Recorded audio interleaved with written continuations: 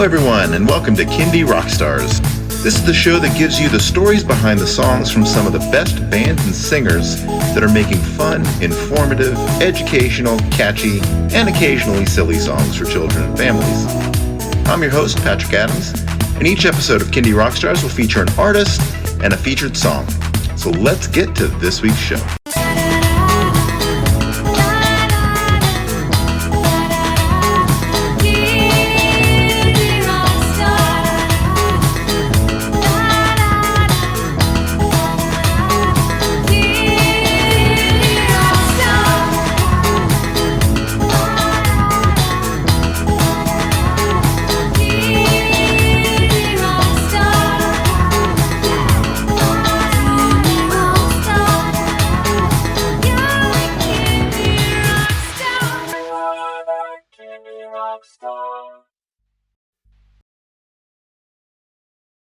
Welcome, everyone, to Kindy Rockstars. I am really excited to be welcoming back to the show Claudia Robin Gunn. And before we get started, go back to season 1 and check out a couple of episodes that Claudia was featured in. But it's great to have you back. Welcome, Claudia. It's such a pleasure to be here. Thanks, Patrick. And today is an album feature show. So, one of the first questions I ask returning guests is, what have you been up to since the last time we chatted? And I know this project here is one of the major things you've been up to. So, but other than that, go ahead and fill in the blanks.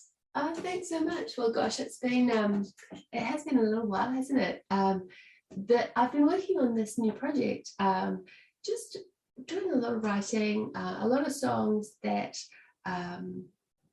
really relate to the world we live in, particularly here where I live in New Zealand. We're surrounded by the ocean, and themes that keep coming up with my kids, and issues that relate to what they're learning about at school to do with the marine life really occurred to me as being a really amazing topic to explore further. And kids just really love the water, don't they? So I've really been gathering and packaging up a bundle of songs from my songbooks. Some of them are brand new, and some of them I wrote a long time ago when the kids were smaller. And I just really wanted to invite families to kind of, dive in, splash into the water, consider some of the maybe lesser known creatures that they might not have known that exist far down below the deep blue sea.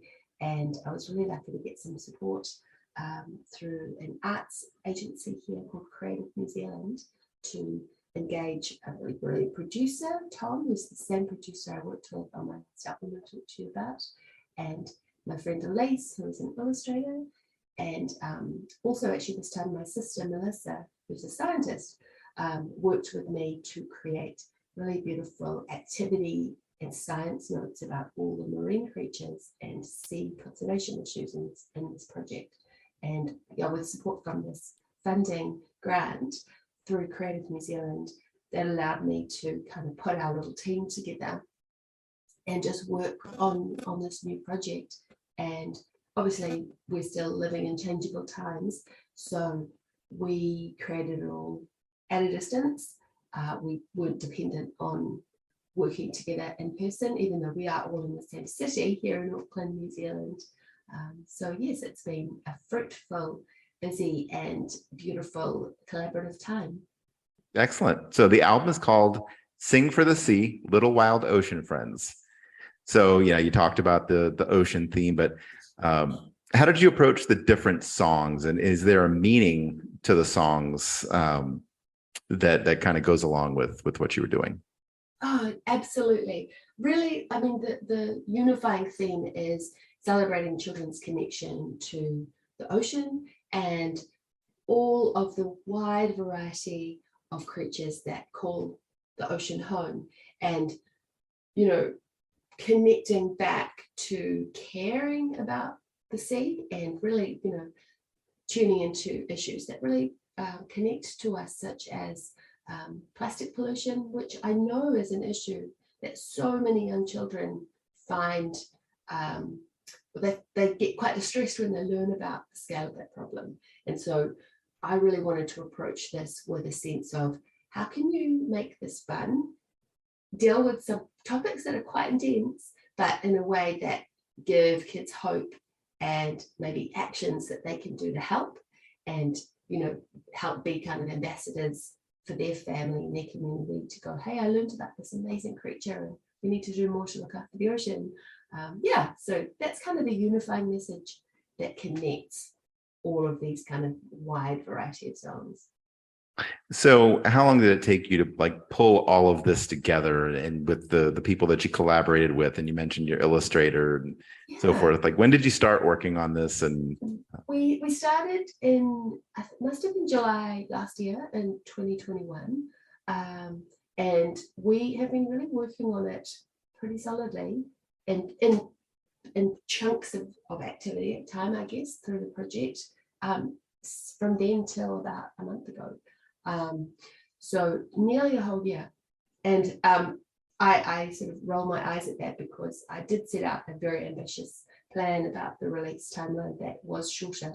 I imagined I would get a lot more done. But life happens, and we had further lockdowns here. As you know, I didn't expect that, but it's also not surprising too, because you kind of learn to not be too surprised by anything right now. So I felt that this was actually a beautiful thing to have on the go in the midst of everything that was happening in the world, because it really like focused, for me, it was actually quite a good mental health wellness thing to really have something that I really cared about, and people that I was working with that we really connect well with and work well together with, that we could kind of really focus on in a really positive way. Awesome. All right. Well, let's dig into some of the songs. So again, the album title is Sing for the Sea, Little Wild Ocean Friends. And the first song that we'll talk about, and I think that kind of gets to your point of, the varying topics around the ocean, but Tidy Up the Tide. Awesome. That's so cool. Well, so first, this song originally started from something my daughter came home talking about from a lesson she'd had at school when she was about 6 years old. And we had to go through an exercise, like an art project actually, for them to draw things that might get washed up that belonged on the beach, or things that didn't belong on the beach when you walk along the tide line. So I found out it's actually called Tide Rack, the name for all of the sort of flotsam and jetsam that washes up on the beach. And obviously you imagine a really beautiful beach, don't you, with just like lots of fun, fantastical things, like I've noted in this song, like messages in bottles, or amazing things that you'd want to find, like beautiful kind of polished sea glass, which is in a sense that's rubbish as well, but it can be a very beautiful thing to find. But unfortunately there's so much plastic and so many things that don't belong on the beach. This song is just really a kind of a way to gently talk about that issue and put it into like a story form. All right. Well, here it is, Tidy Up the Tide by Claudia Robin Gunn. What'll the tide bring in? What'll the tide bring in? Driftwood sticks and seaweed fronds, mangrove seeds and seashell rings. What'll the tide bring in? What'll the tide bring in? Letters in bottles and seagrass, pippies and cockles and sea stars, great white teeth and blue whale bones, a hermit crab and its takeaway home, pennies and junk in plastic bags, washed up nets and bottle caps. My mom says I can keep the pennies, but the trash should not be on our beach. Let's clean up the junk and washed up nets. No more plastic sea. What'll the tide bring in? What What'll the tide bring in? I make mandala in the sand. The waves roll higher, and it's pattern versus sea. The tide ebbs at my feet, and it takes the driftwood sticks and seaweed fronds, the mangrove seeds and seashell rings, pippies and cockles and sea stars, lettuce and bottles and seagrass, the hermit crab and its takeaway home, the great white teeth and whalebones. All the trash we take away and tell our friends we have to change. No more plastic sea. What'll the tide bring in? What'll the tide bring in? Hopes and dreams and far off plans, tomorrow's days and yesterday's maps, reflections of the starry sky, the universe in the blink of an eye. What'll the tide bring in? What'll the tide bring in?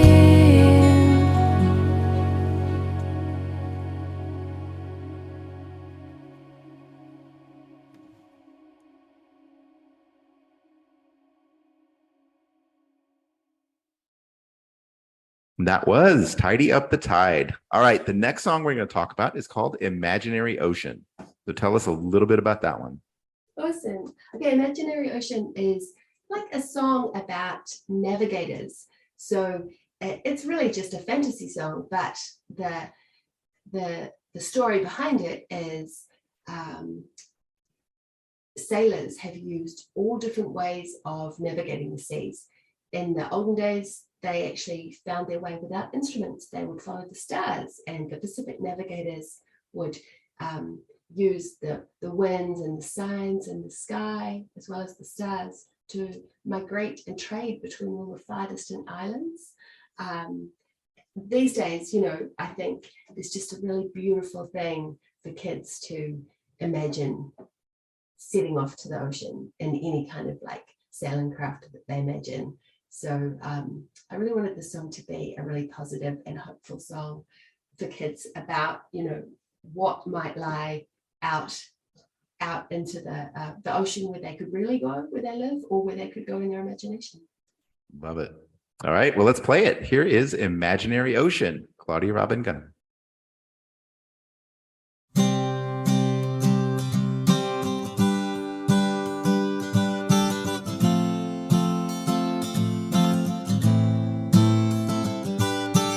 Come for a paddle in my imaginary rowboat, cross my imaginary ocean.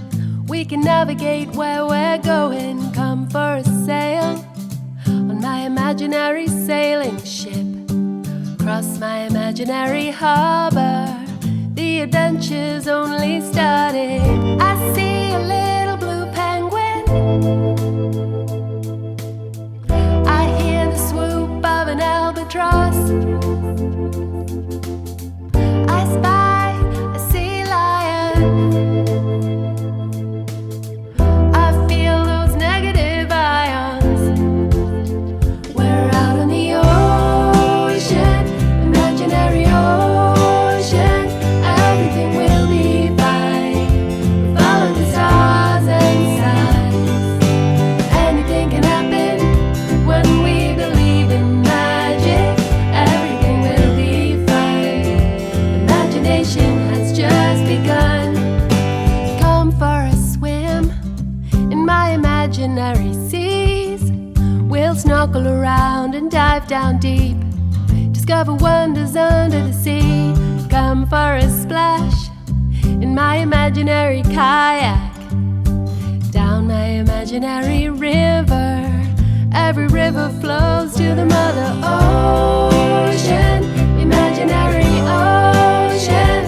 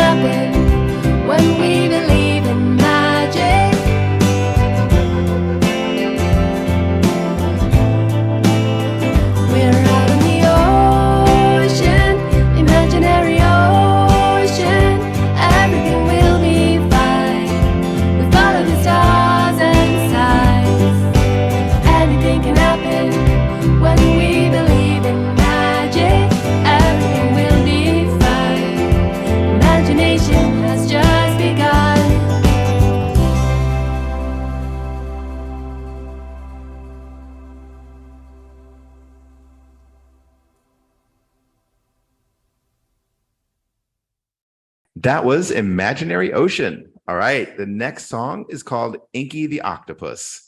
So tell us a little bit about Inky the Octopus. Okay, Inky the Octopus is a true story. About 5 or 6 years ago, a very cheeky octopus was the star of a marvelous octopus escape from an aquarium here in New Zealand. And this particular story made headlines all around the world. It really became a bit of a sensation, I guess, highlighting octopus intelligence. And it really was curious and funny and brave. And there was like all the elements of a good story. And I wrote the song back then when I first read it in The Guardian, I think. And was really just found it so fascinating. And since then, the story of Inky really has traveled, just like Inky did, to a lot of different places. I got to play this song live at a big music festival here a few years ago. But I had it on my list of songs to record one day, finally. And you actually can find the story of Inky the Octopus in about 3 or 4, maybe even 5 children's picture books, because it really is quite mind-blowing to know that, octopus have no bones. The only bone, they've got like a little kind of piece of cartilage. So they can actually squeeze into tiny spaces, quite visually like stunning. And actually recent studies have discovered truly how intelligent octopus are. And, there's even, a lot of questions about how how much awareness they have. And obviously a lot of those creatures probably would prefer to be out in the ocean than in a small tank in an aquarium. So you really can't blame Inky for seizing his chance and taking it. No, he seemed particularly determined. Good for him. Absolutely, and so brave. All right, well, enjoy this one. Here it is, Inky the Octopus, Claudia Robin Gunn.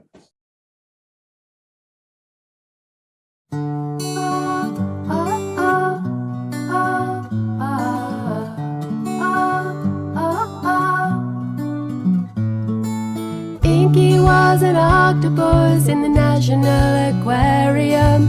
But did you know that he was born at sea? Some fishermen, they found him on the reef and he was injured, so they took him in to shore for recovery. The big glass tank where he splashed down was full of fish and friends around, crowds of children to visit every day. Every night when the lights went out, all that Inky thought about was making his great octopus escape. Inky schemed and plotted, 9 brains, 3 hearts set on it, till the keeper made one small mistake. Then Inky made a break for it, to see the free, the open air, the call of the tide, the lure of the ocean wide. Inky found the opening, the way, the truth, the key to life's escape, back to the sea. And maybe he sang bye-bye aquarium. I'm gonna do a little more adventuring. Bye-bye glass walls. I need a bigger life, I want it all. So I gotta be brave. I gotta be brave. The keeper left the lid ajar, and that's how Inky seized his chance, 'cause octopus are not like you and me. They don't have a solid bones, they can squeeze and wriggle home through tiny cracks and pipes out to the sea.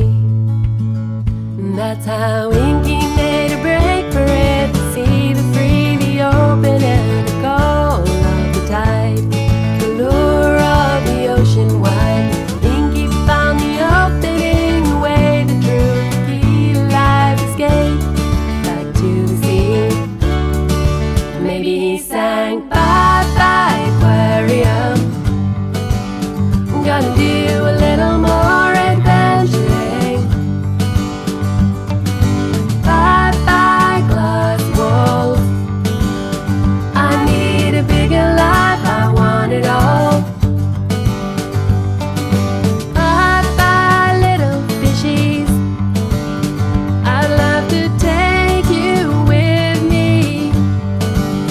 gotta be brave. You gotta be brave. Inky was an octopus who made deadlines round the world. The marvelous great octopus escape. If they ever make a movie Finding Inky, I'll go see it, for this story is my favorite escapade. Every drain leads to the ocean. Every river flows to the sea. Every drain leads to the ocean. Every river flows to the sea. Every drain leads to the ocean. Every river flows to the sea. Every drain leads to the ocean. Every river flows to the sea.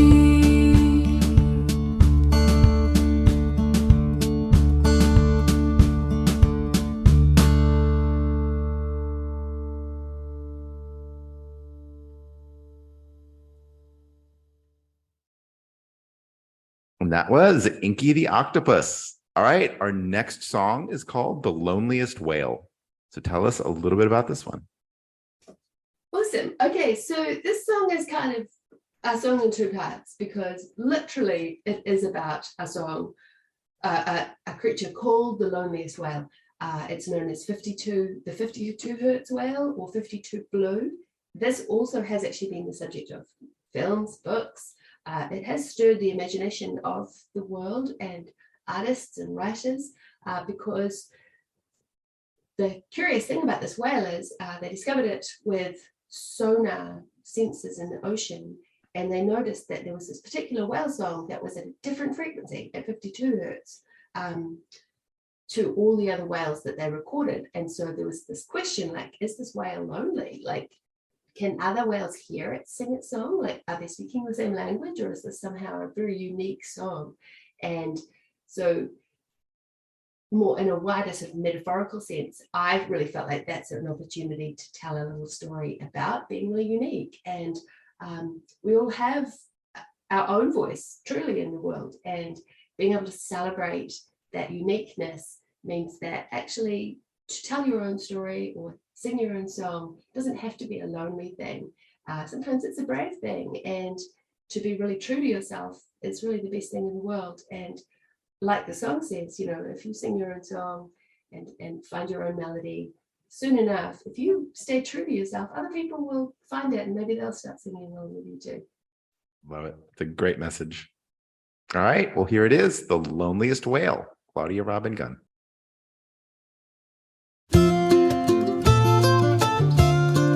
Sing your own song. Sing your own song. Sing your own song. The loneliest whale is singing their own song. Original frequencies. What a way to be. You know it's okay to sing your own song. Soon enough folks hear and they'll sing along. Some of us have our own tune and our own story to tell. Listen well, some of us swim our own way and find our own frequency that rings through the sea. The loneliest whale is cruising their own way under the surface, following the sea waves. You know it's okay to sing your own song. Soon enough folks will hear and sing along. Maybe there's other creatures down there who hear the song too.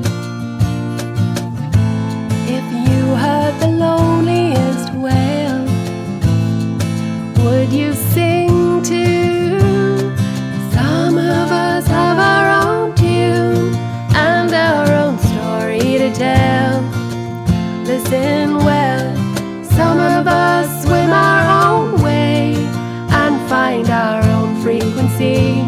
that rings through the sea. So sing your own song, like the loneliest whale. Oh, sing your own song.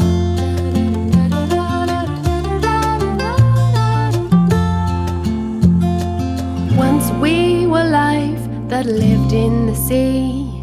Imagine it there like a whale in the deep.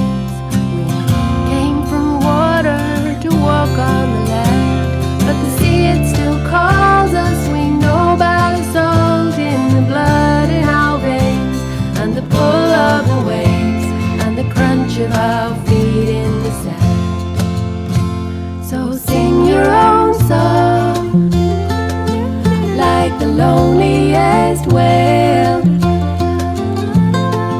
Sing your own song. Soon enough folks will hear and sing along.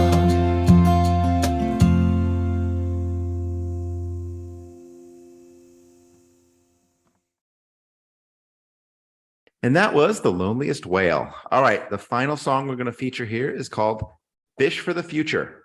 So tell us about this one. Awesome. Okay, well, here where I live in New Zealand, and I'm sure in coastal communities all around the world, fishing is a beautiful, fun, healthy pastime. However, there's an issue globally with overfishing, and trying to make sure that there's a message for kids that it can be a fun and fantastic activity for kids to enjoy with their parents, but to know that maybe you just don't take too many and really understand what the catch limits are, how large fish need to be in whichever kind of region of the world you live in is a really important thing, so that there's going to be fish for tomorrow and for your children and your children's children. And the title of the song actually originally came from a sign that we have stuck on my partner's boat, which says fish for the future. And it's actually a little ruler that you have to use. So if you do catch a fish, you have to hold it up against this ruler on your boat and make sure it's above a certain size so that it's not too small, and actually you just have to throw it back. So this is a light-hearted song with a serious message. Very good. All right, well, let's play it. Here is Fish for the Future, Claudia Robin Gunn.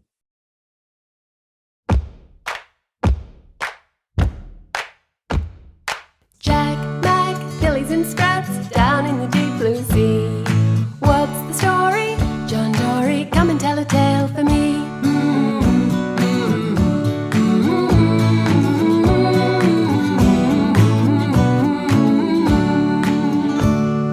Look, it's a manta ray heading for the deep blue sea. Wind, snapper on the bite, out on the hierarchy.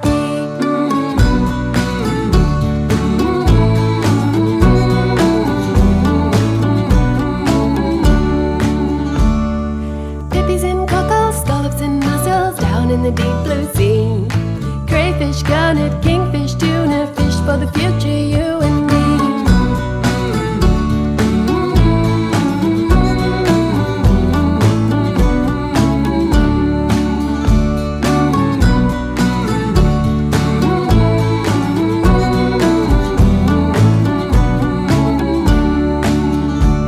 We fish for the future if we want to have a fish for tea.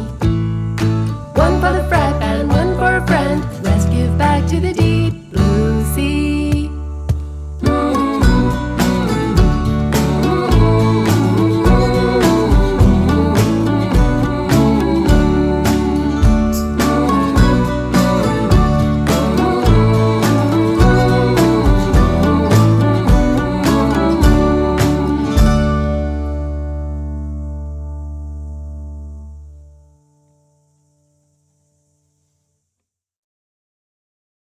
And that was Fish for the Future. All right, so all of those songs from the new album, Sing for the Sea, Little Wild Ocean Friends. So Claudia, let everybody know where they can stream, download, buy that album, and where they can find and connect with you and find your website. Oh, fabulous. Thanks so much, Patrick. Well, this project, you can find everything on all streaming sites. You'll also find it on my Bandcamp page, which is for Claudia Robin Gunn, and all the links are at my website, which is just claudiagunn.com.